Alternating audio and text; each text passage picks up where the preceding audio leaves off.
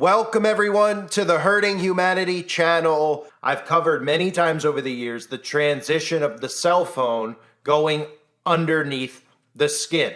The mindset that people have is that that's a crazy notion, yet they don't realize that they've been conditioned with all of this wearable technology for the next phone to be inside of them. And the newest ad from Samsung is called You and AI as One. Not you and I as one, you and AI as one. And remember, a new world order is a one world order. Everything merges as one. One government, one religion, one language, one gender, one everything with artificial intelligence. You could even say that some of the conditioning going on right now with genders and what is a man, what is a woman, and all these other things that we've heard over the last couple of years is leading towards, once man and machine and technology is mixed, of course, being a new human race. And that is exactly what this is about. That's conditioning for a transhuman race. So if you haven't seen this commercial, let me play it for you when it comes to Samsung. And again, I covered back in February on a channel no longer around, that Samsung was releasing ads then called The Next Big Thing Is You. And already, just 5 or 6 months later, they've already transitioned from marketing this as the next big thing is you to being the next big thing is you and AI as one. And you can see the transition going from the next big thing being you, right? Because they're saying the next cell phone, the next thing 6G is you, and people out there not picking up on the programming. And again, this goes back to Nokia even talking about this at the World Economic Forum, that 6G is going to be inside the body. You will have such a good digital twin that you'll be able to go into the metaverse, into a virtual reality world, turn a dial, pull a switch, feel around, and actually change it in the real plant. Absolutely. And this is not far off. I mean, the physical and the digital worlds, they will grow together, and the result is exactly what you just said. I wanted to ask when you all think we're going to move from this form factor to something that's on your face, glasses, and when computing's all on the edge. All right, 50 seconds. Who wants to answer quickly? I think it will go. It will. First of all, it will definitely happen. I was talking about 6G earlier, which is around 2030. I would say that by then, definitely the smartphone as we know it today will not anymore be the usual kind of the most common interface. Wow. Many of these things will be built directly into our bodies.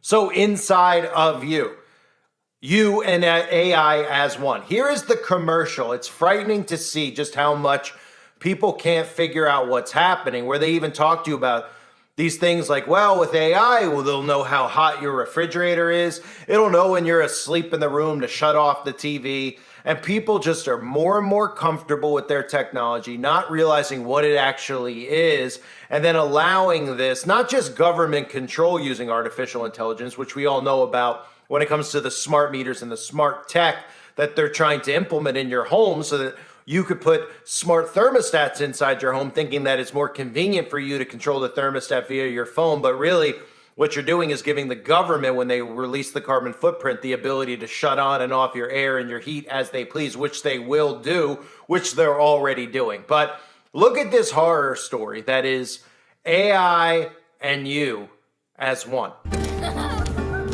Life. It gets messy. There's ups and downs. Round and round. Chaos. And calm. It's going to be brilliant. Just like it's supposed to be. Because with AI, at least the washer knows what it's washing. The fridge remembers what's in it. The vacuum cleans when you ask it to. The oven can tell what you're cooking. The TV shows you the moments that matter. And the pictures are perfect.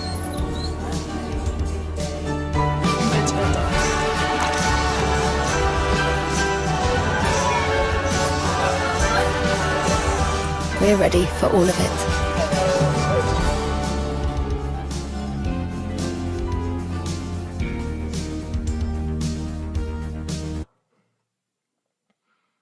So that right there, you would think would wake people up to the frightening reality of what's coming in the future with artificial intelligence. But it doesn't. It doesn't, because most people see that and they think to themselves it's just another transition with the phone. And the more desensitized people become to the technology and the more time that goes by, which is why they've released all of this stuff like the iFit, the Fitbit, all of this tech that you wear on your body. That's why they've been doing it little by little over the years, to get people accustomed to that type of tech. And then, of course, we talk about the technology, not just being under the skin, but the biometric surveillance that is this technology. And people go, what is biometric surveillance, right? Well, you remember during the outbreak that they obviously created and planned, that people like Yuval Harari and these world leaders were talking about how the outbreak was critical because they needed it so that they could convince people that we needed biometric surveillance. And most people, this goes right over their head. They're like, what is biometric surveillance? Well, for the dumbed down person out there, it's very similar to what you were doing when you were social distancing and you were allowing apps on your phone to track where you were going and how close you were to other people. But the difference between that and what's coming is that you won't need the phone, because this will be embedded inside your body, underneath your skin. Remember some of these clips of Yuval Harari talking about under the skin, including being on Russell Brand, the truther Russell Brand, who's keeping you distracted with the stage theatrics. He is an actor, by the way, that is going on with politics, with Donald Trump, with Biden. He's obviously luring in conspiracy theorists by tickling their ears with that stuff. But of course, he's best buddies with Yuval, and his show is even called Under the Skin. But nobody figures out what's actually happening because they're too distracted by the theatrics that are going on around them. Here's just a compilation of clips of them talking about Under the Skin.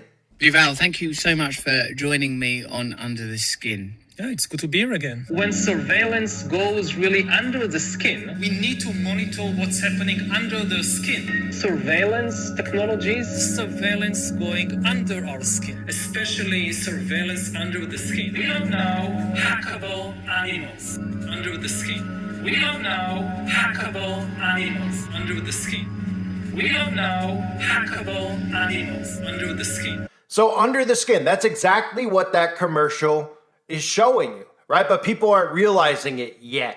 They aren't realizing that when they're saying you and AI becoming one, for the time being, most people will see that and they'll say, well, that commercial didn't show those people as transhuman. They still had a phone in their hand, right?